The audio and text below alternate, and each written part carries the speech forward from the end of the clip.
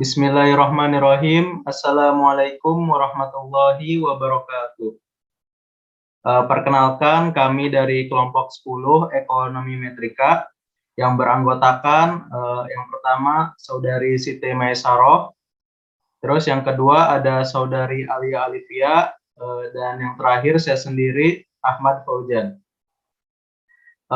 Di sini kami akan memaparkan materi mengenai heterokedastisitas. Pada materi ini ada beberapa bahasan yang akan kita bahas. Yang pertama ada pengertian heterokedastisitas, yang kedua itu estimasi keberadaan heterokedastisitas, yang ketiga ada konsekuensi praktis heterokedastisitas, dan yang terakhir, yang keempat, itu mendeteksi dan solusi dari heterokedastisitas. Oke, baik ya, kita langsung saja ke bahasan yang pertama mengenai pengertian heterokedastisitas. Ini akan dibawakan oleh saya sendiri. Dalam analisis regresi ada berbagai metode dalam estimasi parameter. Nah, dalam analisis regresi itu ada asumsi-asumsi yang harus dipenuhi. Yang pertama, data itu harus normal. Yang kedua, tidak ada multikolineritas.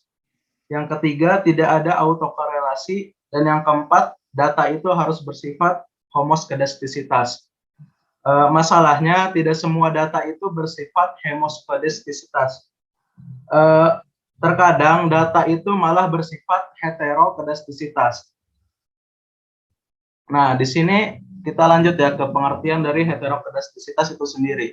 Heterokedastisitas itu adalah adanya ketidaksamaan varian dari residual untuk semua pengamatan pada model regresi. Model regresinya itu varian E di mana X1 sampai XK sama dengan sigma pangkat 2I. Next. Lanjut ke bahasan yang kedua mengenai estimasi keberadaan heterokedastisitas yang akan dilanjutkan oleh saya sendiri. Estimasi keberadaan heterokedastisitas ini ada beberapa. Yang pertama, adanya situasi error learning model. Situasi error learning model ini itu kondisi di mana tingkat kesalahan akan menurun seiring berjalannya waktu. Misalnya itu penggunaan teknologi dalam proses produksi akan mampu mengurangi tingkat kesalahan dalam proses produksi, serta memberikan hasil yang lebih banyak dan kualitas yang lebih baik.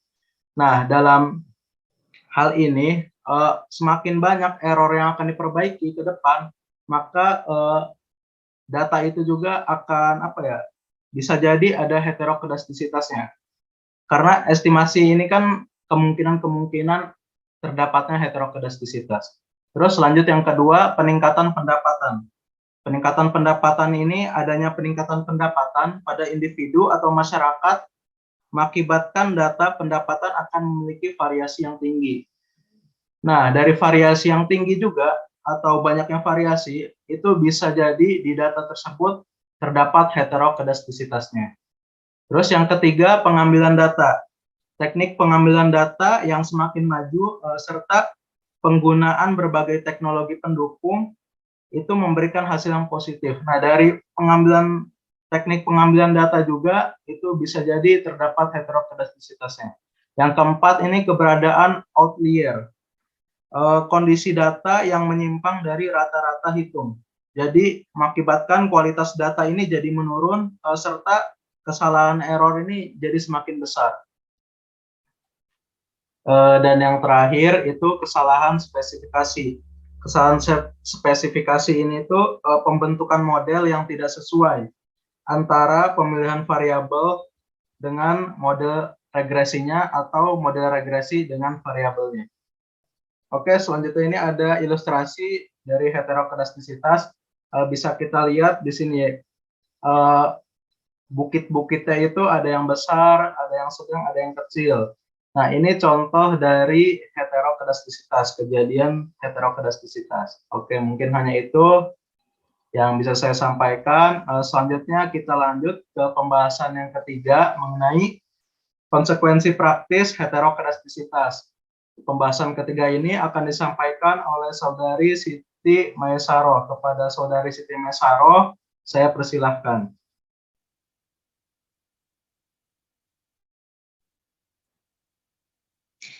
Baik, terima kasih moderator. Selanjutnya saya akan memaparkan tentang konsekuensi praktis heterokedastistas. Nah, menurut Widarjono, terdapat konsekuensi terhadap estimator OLS jika ada masalah heterokedastistas namun tetap mempertahankan asumsi metode OLS dan ada kemungkinan tidak akan menghasilkan estimator linear tidak bias yang terbaik. Apabila varian estimator B1 mengandung heterokedastistas, maka variansnya sebagai berikut. Nah, di sini yaitu varian B1 sama dengan sigma X I kuadrat kali sigma I kuadrat dibagi sigma X I kuadrat pangkat 2. Dibagi I sama dengan 1,2 dan seterusnya N. Sementara itu, varian estimator B1 tanpa masalah heterokedastistas adalah sebagai berikut. Nah, varian B1 sama dengan sigma kuadrat dibagi sigma X I kuadrat. Dengan demikian, adanya heterokedastistas menyebabkan estimator B1 tidak lagi mempunyai varians yang minimum jika menggunakan metode OLS. Oleh karena itu, estimator B1 yang didapatkan akan mempunyai karakteristik sebagai berikut. Yang pertama yaitu estimator metode OLS masih tidak bias.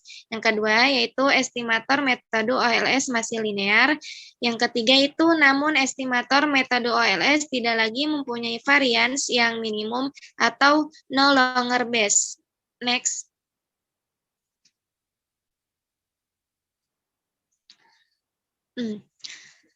Konsekuensi praktis heterokedastistas yaitu jadi dengan adanya heterokedastistas, estimator OLS tidak menghasilkan estimator yang base linear unbiased estimator atau BLUE. Dalam kenyataannya, asumsi homoskedastisitas dari kesalahan pengganggu error mungkin tidak bisa dipenuhi. Dengan kata lain, varian dari kesalahan pengganggu bersifat heterokedastistas, yaitu E dikali error I kuadrat sama dengan sigma I kuadrat. Nah, konsekuensi dari pelanggaran asumsi homoskedastistas adalah sebagai berikut. Yang pertama itu penduga atau estimator yang diperoleh tetap memenuhi persyaratan tidak bias. Sifat ketidakbiasan tidak tergantung pada varian galat. Jika dalam model regresi ada heterokedastistas, maka kita tetap memperoleh nilai parameter yang tidak bias karena sebagai penduga tidak bias, tidak memerlukan asumsi bahwa varian galat harus konstan. Next. Yang kedua yaitu varian penduga atau estimator yang diperoleh akan menjadi tidak efisien. Artinya, penduga tersebut tidak memiliki varian terkecil di antara penduga-penduga tidak bias lainnya. Namun, asumsi ini sangat penting. Artinya, dalam analisis regresi, mengingat kaitannya dengan estimasi standar error koefisien regresi, sebagaimana diketahui bahwa standar error ini memiliki peran dalam pembentukan T, hitung maupun F. Hitung yang berkaitan akan menjadi terlalu overestimate yang mungkin selanjutnya menghasilkan kesimpulan bahwa kasus spesifik B1 adalah kelihatannya signifikan. Nah, oleh karena itu, jika asumsi heterokedastistas tidak dipenuhi, maka hasil uji T tidak menentu. Berdasarkan yang kita ketahui, T sama dengan B1 per SB2. Next.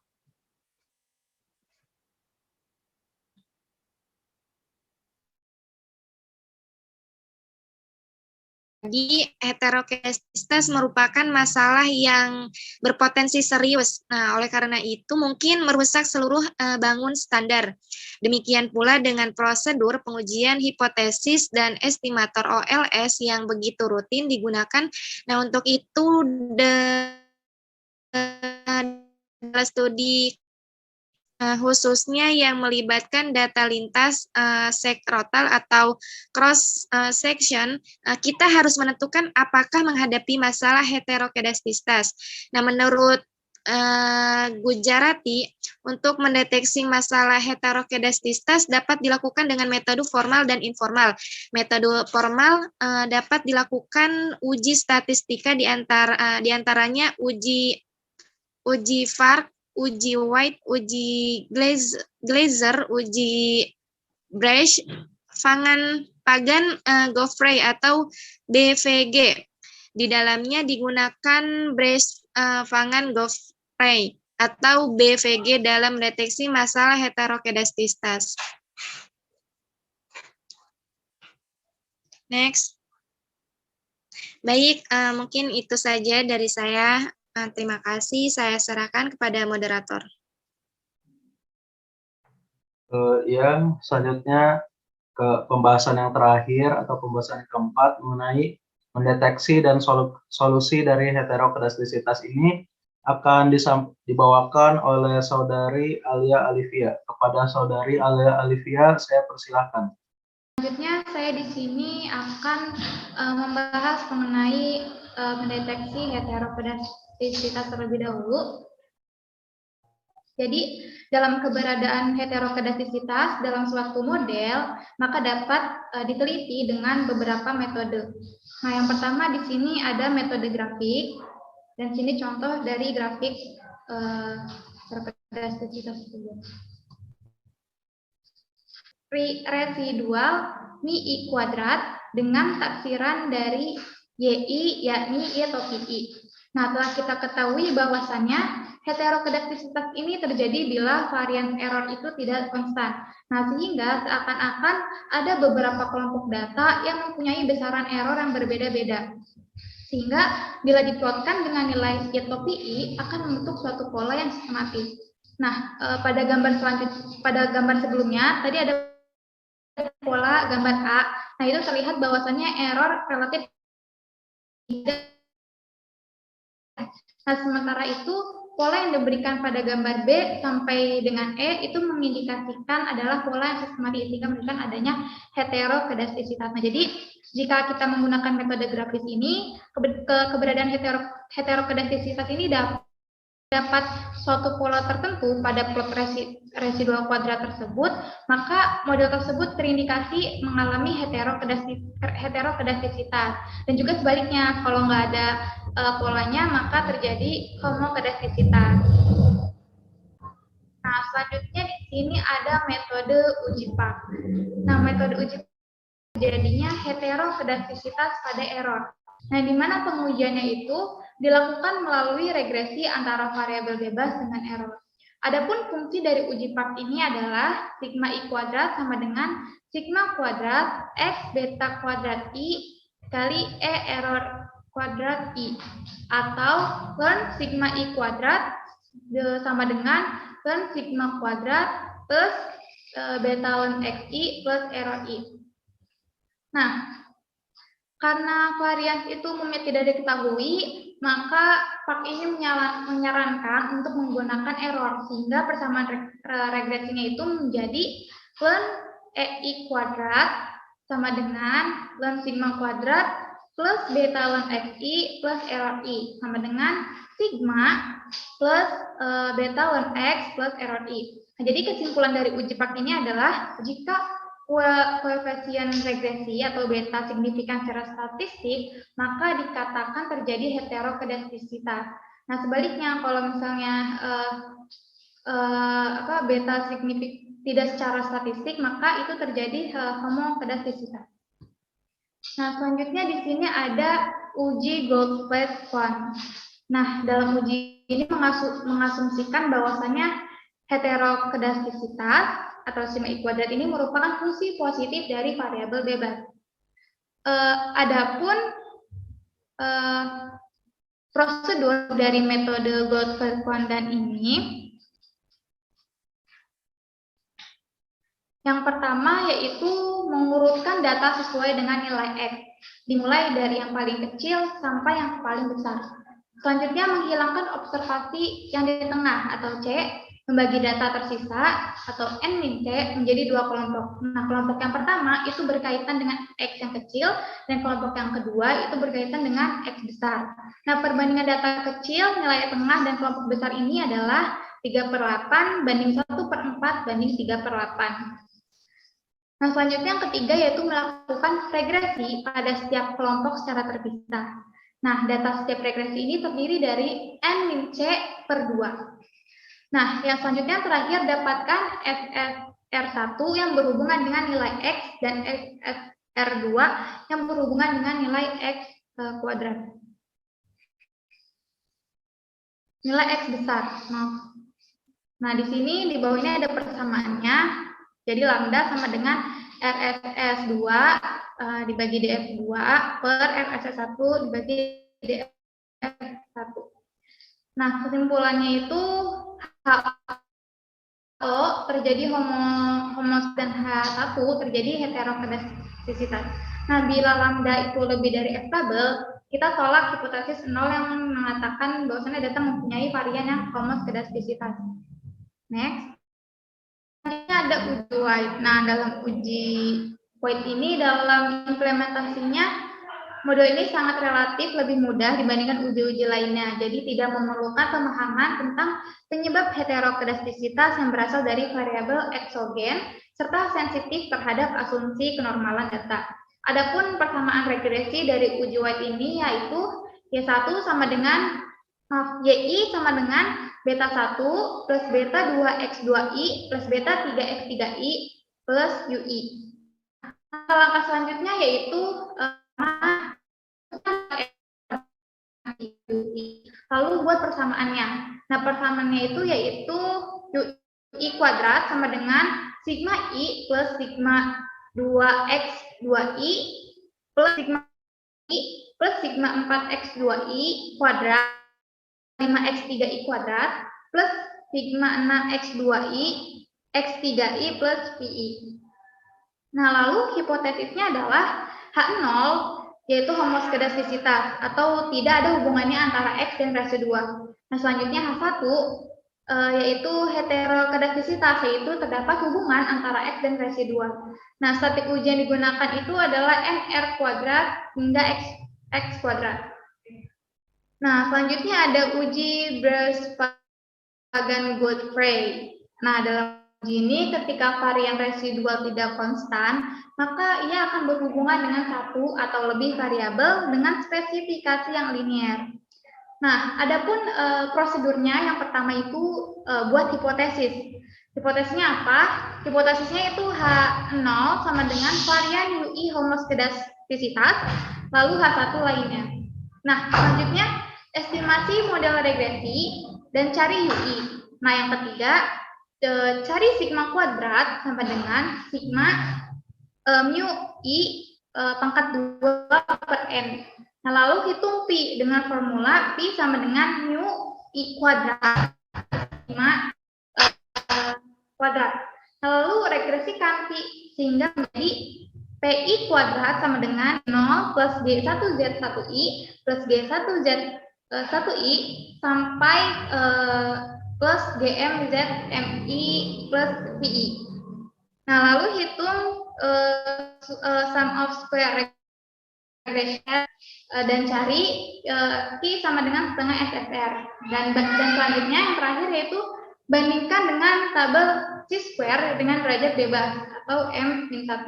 Nah, jika Q ini lebih dari C2, maka keputusannya diterima HO atau berarti homoskedastisitas. Nah, selanjutnya di sini ada pengujian korelasi Rank-Sperman. Nah, adapun fungsi dari pengujian korelasi Rank-Sperman atau persamaannya yaitu RS sama dengan 1 min 6 dikali sigma DI kuadrat per N dikali N kuadrat min 1, di mana DI ini merupakan selisih rank dari dua karakteristik yang berbeda. Adapun prosedur dari pengujian korelasi Rank-Sperman ini, yang pertama, cocokkan regresi Y terhadap X dan hitung EI. Nah, selanjutnya hitung rank dari di mana EI dan X1, selanjutnya dihitung korelasi Spermannya. Selanjutnya yaitu membuat uji hipotesis dengan H0 sama dengan terjadi homoskedastisitas dan H1 terjadi heterokedastisitas. Nah, selanjutnya gunakan statistik uji berikut. Nah, di sini ada persamaannya yaitu T sama dengan RS akar N-2 per akar 1 min R kuadrat S hingga T N-2. Nah, tolak HO bila terjadi heterokedastisitas jika T hitung itu lebih besar nilai kritis tabel T dengan derajat bebas N-2. Nah, sebelumnya kita tadi sudah menjelaskan mengenai cara mendeteksi heterokedastisitas. Lalu jika suatu data itu terjadi heterokedastisitas, maka kita akan melakukan solusi dari heterokedastisitas tersebut. Adapun beberapa metode untuk melakukan solusi heterokedastisitas ini, yang pertama ada metode Weik-Leibler. Model itu YI sama dengan beta 0 plus beta 1 X1I plus beta 2 X2I sampai beta K XKI plus error I. Nah, diasumsikan varian E di mana X sama dengan sigma kuadrat kali HX kali sigma kuadrat kali HX. Nah, jadi di mana HX itu lebih dari 0, maka varian tersebut positif. Nah, apabila HX tidak diketahui, maka nilai parameter sigma kuadrat tidak diketahui, namun kita masih tetap dapat mengestimasi modelnya dengan cara atau persamaan yaitu sigma I kuadrat sama dengan varian error I di mana XI sama dengan sigma kuadrat dikali HXI sama dengan sigma kuadrat kali HI. Nah, berdasarkan metode ini, menurut Rosadi itu menyatakan bahwasannya secara umum cukup sulit metode ini untuk melihat bentuk transformasi WLS yang tepat untuk menghilangkan heterokedastisitas dari error. Nah, selanjutnya yang kedua ada metode generalized least squares atau GLS. Nah, dalam metode ini dengan cara melakukan koreksi terhadap standar error dari koefisien regresi atau metode White-HC. Nah, nilai standar error yang dihasilkan dari metode OLS dengan White-CS akan berbeda, namun memberikan nilai signifikansi yang signifikannya itu pada uji T-nya. Nah, untuk menguji heterokedastisitas menggunakan EF hitung, jika diamati perubahan nilai standar error yang dihasilkan dengan metode White-HC sekitar 1,5 kali dari standar error yang dihasilkan dari metode OLS biasa. Nah, selanjutnya ada metode feasible GLS. Nah, keberadaan heterokedastisitas diperbaiki dengan menambahkan variabel HX, hasil estimasi terhadap fungsi H atau PI, menggunakan H atau PI dari dalam transformasi GLS akan menghasilkan estimator feasible GLS atau FGLS. Nah, mungkin itu saja yang bisa saya sampaikan. Terima kasih. Selanjutnya saya akan kembalikan kepada moderator. Oke, baik. Mungkin hanya itu ya pemaparan dari kelompok kami. Kurang lebihnya kami mohon maaf. Akhirul kalam. Wassalamualaikum warahmatullahi wabarakatuh.